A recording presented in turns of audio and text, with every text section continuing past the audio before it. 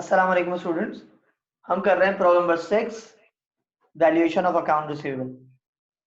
With the following data are taken from the Ansari traders दिसंबर 2016 और 2017 है। Account receivable का balance है 140,000 और 3,30,400। Allowance of bad debt credit balance है 600 और यहाँ है 10,000। ये बता रहा है बैलेंस बिफोर एडजस्टमेंट, यानी ईयर एंडिंग का डेटा सीधा सीधा गिवन। फिर during the year following transactions were performed, यानी 17 के अंदर ये ट्रांजैक्शन हुई।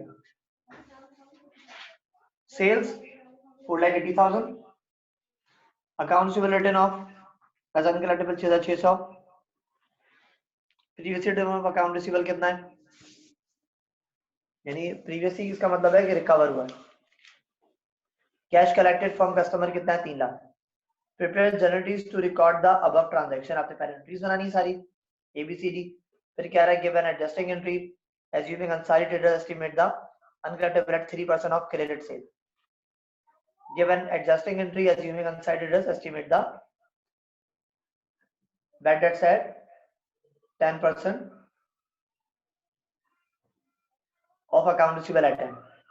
फिर बनानी prepare partial balance sheet showing account receivable and related allowance for bad debts on December 31 under both the approaches. पहले तो पहली रिक्वायरमेंट हम एंट्रीज बनाते हैं सारी, ये चारों एंट्री बनी है ना 2017 की, ये बनाएंगे। ठीक है जी, पहले सारी एंट्रीज बनेंगी। सॉल्यूशन पे आते हैं।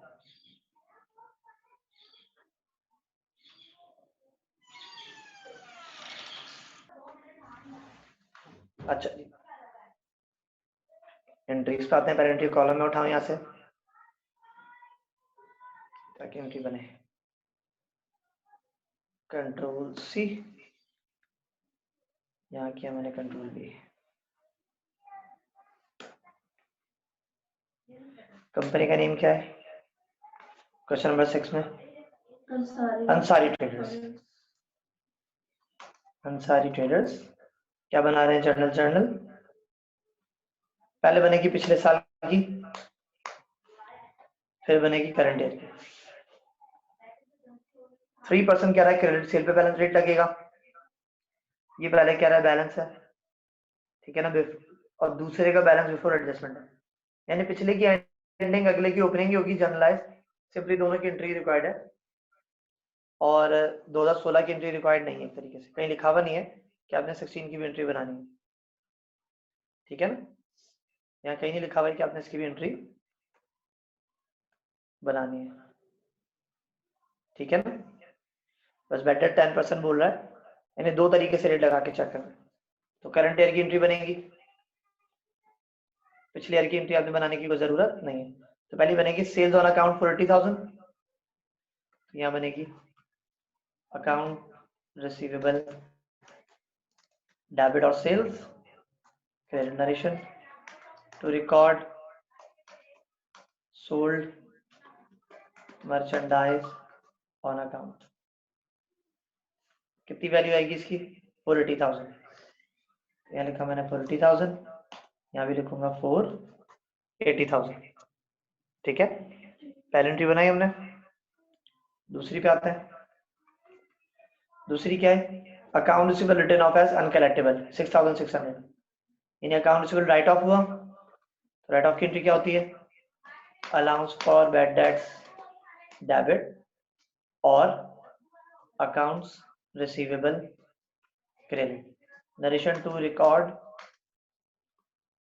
Customers account written off, customers account written of,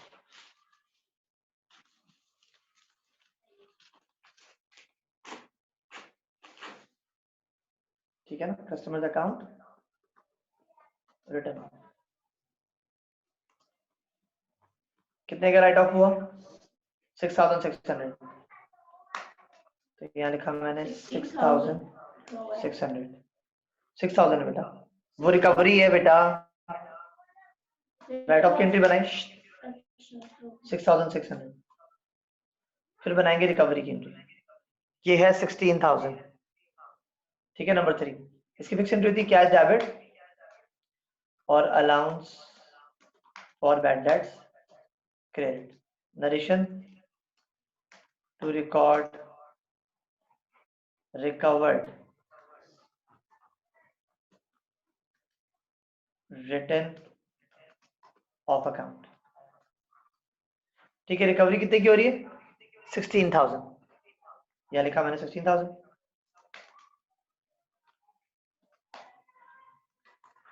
सही है। 3 एंट्री यहां तक कोई प्रॉब्लम किसी को? लिखा हुआ है cash collected from customer 3 lakhs। Cash collection की एंट्री क्या बनेगी? Cash debit accounts receivable credit. Narration to record the cash collection. कितनी की कलेक्शन हो रही है? 3 लाख की।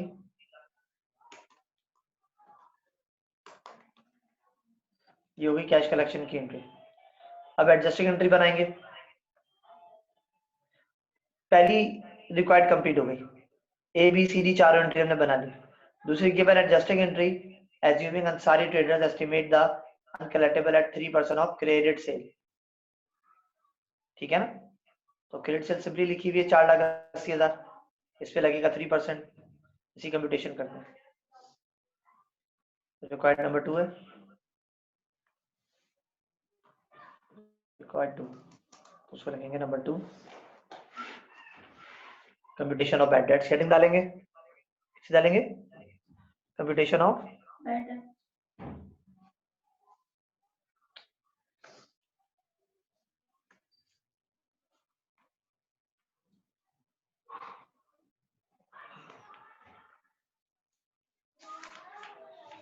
क्या डालेंगे?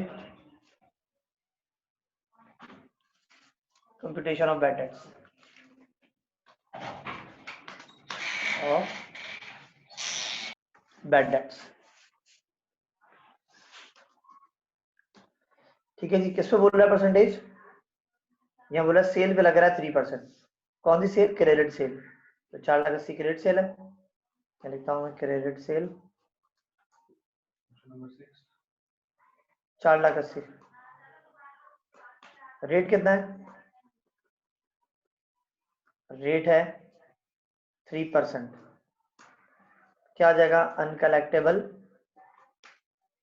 अमाउंट आ जाएगा कितना? 480,000 मल्टीप्लाई बाय 3%। तो भाई कितना अमाउंट आएगा? 480,000 का 3%। तो लिखा मैंने 480,000 मल्टीप्लाई बाय 3 डिवाइड बाय 100, 14,400। कितना लगेगा? 14,400। ये आ गया अनकलेक्टेबल अमाउंट। इसकी एंट्री बनेगी यहाँ पे सेकेंड रिक्वायरमेंट की एडजस्टिंग एंट्री। अगर मैं बोलूँ दिसंबर 31 है, जून 30 कौन सी डेट है? दिसंबर 31 2017। तो लिखूंगा दिसंबर 31। क्या बन रही है एडजस्टिंग? क्या बनेगी? बैड डेट एक्सपेंस डेबिट और allowance for bad debts credit. Narration to record the bad debt expense. कितना अमाउंट है भाई? 14,400। 14,400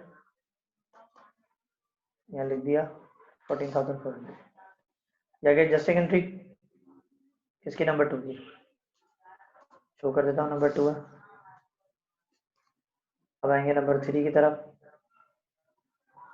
2 की वर्किंग हो गई। थर्ड रिक्वायर्ड क्या है? Given adjusting entry assuming Ansari trader estimate the bad debts 10% of account receivable at 10। तो अकाउंट रिसीवेबल 10 पे कितना लगेगा? 10%। Number 3 computation of bad debts. ठीक है ना?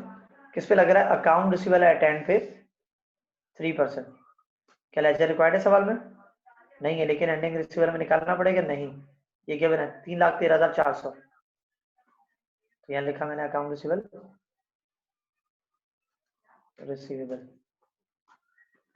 कितना है? 3,13,400। लिखेंगे रेट तो भाई रेट कितना है, रेट साल में बताया है 10%, तो लगेगा 10%। क्या जगह अनकलेक्टेबल अमाउंट कितना आ जाएगा, 3,13,400 मल्टीप्लाई बाय 10%, कितना हो जाएगा 31340, 31,340। इसमें से अलाउंस ऑफ बैड डेट का डेबिट या क्रेडिट बैलेंस एडजस्ट करते हैं। तो अलाउंस ऑफ बैड डेट का बैलेंस कितना है भाई, 10,000 अलाउंस ऑफ बैड डेट का क्रेडिट बैलेंस है। तो क्रेडिट बैलेंस क्या करते हैं आप, हमेशा माइनस करते हैं। यहाँ हो जाएगा less allowance for bad dates, कौन सा बैलेंस है, सीआर बैलेंस है, कितना है 10,000, 10,000 हो जाएगा माइनस, तो क्या आ जाएगा, एडजस्टेड बैलेंस आ जाएगा, कितना आ जाएगा 21,340।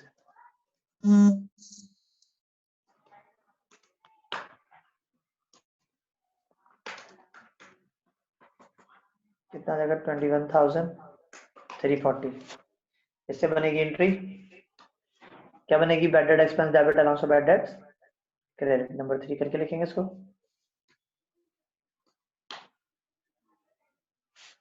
December 31st adjusting entry, entry हुई है बैड डेट एक्सपेंस डेबिट और allowance for bad debts credit narration to record the bad debt expense. क्या लिख रहा हूँ, क्या लिख रहा है, कितना है भाई 21,340, 21,340।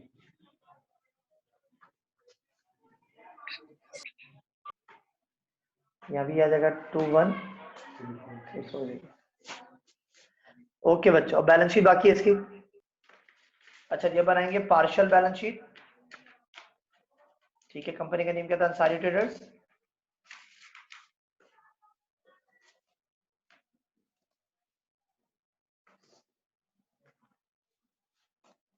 अंसारी ट्रेडर्स, क्या बना रहे हैं, बैलेंस शीट, कौन सी बन रही है, पार्शियल। डेट आएगी as on December 31st 2000, year कौन सा है भाई, 17, ठीक है। बैलेंस शीट कॉलम उठाते हैं हम, 1 2 3 4, एक तरफ एसेट्स आएगा फिर इक्विटी आएगा, ठीक है जी। मर्ज करेंगे दोनों को, एसेट्स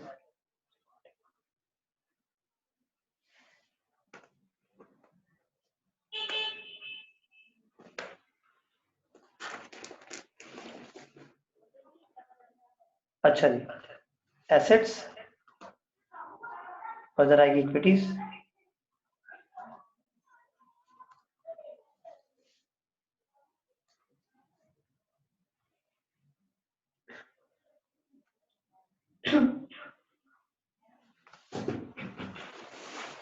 एसेट्स और इक्विटीज।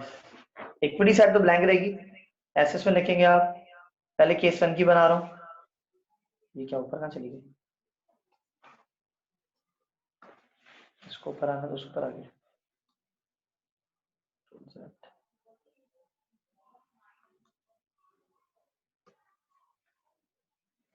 केस ए की बना रहे हैं, मैं मेंशन कर दूं केस ए है, ये केस 1, यानी सेल पे जो परसेंटेज लगेगी, पहले लिखूंगा अकाउंट रिसीवेबल,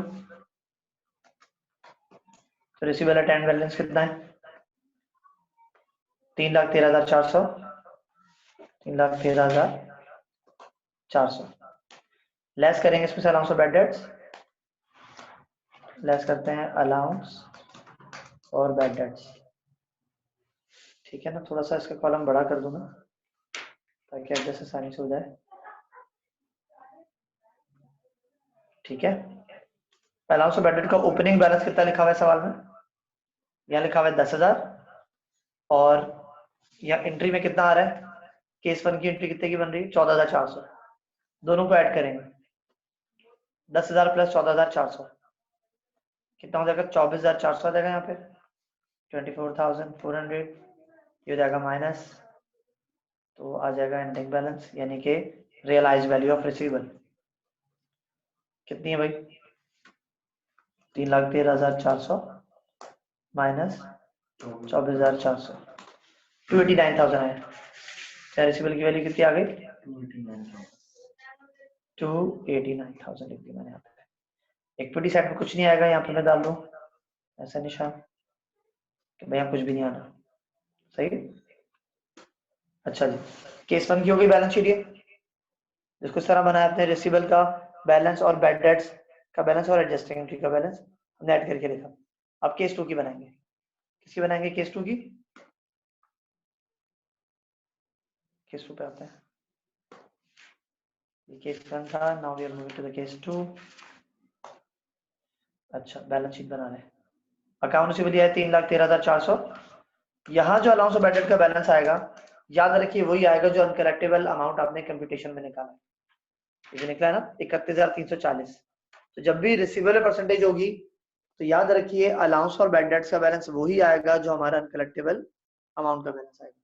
आप चाहो तो लेजर बना के भी निकाल लो, लेकिन सेल में आप क्या करते हैं? ऐड कर देते हैं। जो opening allowance of bad debt का बैलेंस होता है उसमें जो एडजस्टिंग एंट्री बनती है वो ऐड कर देते हैं। ठीक है। जैसे यहाँ था सेल में कितना था? 10,000 और एंट्री में कितना है? 14,400। तो ये ऐड हो जाएगा। हमेशा जब भी सेल होगी क्या करेंगे? ऐड करेंगे। लेकिन जब भी रिसीवेबल बैड डेट्स होगी तो याद रखिए जो अनकलेक्टेबल अमाउंट आपका परसेंटेज आके अमाउंट आता है तो बैलेंस शीट में वही वैल्यू आती है एज इट इज 31,400। तो इसको यहाँ पे भी कितना लिखेंगे? 31,400 लिखेंगे that amount allowance of bad debts का। यहाँ लिखेंगे 31,400। ठीक है जी, ये अमाउंट माइनस होगा, कितना आ जाएगा? ये माइनस करके वैल्यू आ जाएगी यहाँ पे। कितनी आ रही है भाई देखते हैं। 3,13,400 माइनस 31,400 282,000 आ जाएगा। तो ये अमाउंट कौन सा है? कितना आ जाएगा? 282,000 आ जाएगा। ठीक है। अच्छा, ये अमाउंट कहाँ से आई? ये अमाउंट ये लिखी हुई 3,13,400 ending balance of account receivable. ठीक है बच्चों, ये बन गई बैलेंस शीट दोनों हमारी, और इक्विटी साइड दोनों क्या आएगी? ब्लैंक आएगी। ओके। अच्छा बच्चों, यहाँ ये गलती हुई है, 31,340 है अलाउंस ऑफ बैड डेट ना, हमने गलत लिख दिया। यहाँ पे जो एंट्री बन रही है ना वो बनेगी 31,340। नहीं सही है, यहाँ तो सही लिखा हुआ है, हमने यहाँ गलत लिख दिया गलती से। तो 31,340 ही था, यहाँ पे था ना, हमने 400 लिख दिया था 3 हटा के, तो 31,340 है खाली। यहाँ पे इधर आएगा, इसको माइनस करेंगे तो यहाँ पे हमारा बैलेंस आ जाएगा। इसका कितना आ जाएगा? 31,400 माइनस 31,340 282,060 आ जाएगा आंसर। यहाँ लिखेंगे 282,060, यह क्या आपका आंसर। ओके बच्चों, सही है।